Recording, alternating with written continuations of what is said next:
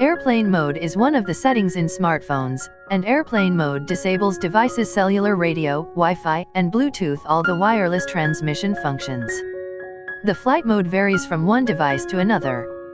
On an iPhone, the airplane mode disables connectivity for cellular voice and data services, Wi-Fi, Bluetooth, GPS, and location.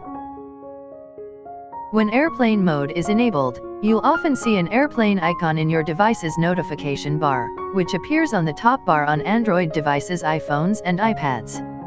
You can still use devices on the aircraft even during takeoff and landing as long as airplane mode is enabled. You don't have to power them off.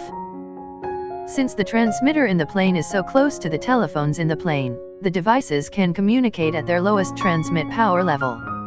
Airplane mode would still be needed during the takeoff and landing phases, or simply if you wanted to close your eyes and save the precious life of your phone's battery.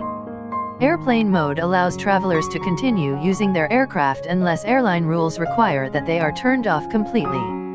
In flight mode, only functions requiring a transmission signal are disabled. The user can still access the camera, games, MP3 player, etc. of the device. Some devices also allow users to write and save text messages and emails to be sent when the transmission is allowed again. Regulations in many countries prohibit the use of devices that transmit signals on commercial aircraft. A typical phone or cellular-enabled tablet is communicating with several cell towers and attempting to maintain a connection at all times. If the towers are far away, the phone or tablet has to boost its signal so it can communicate with the towers.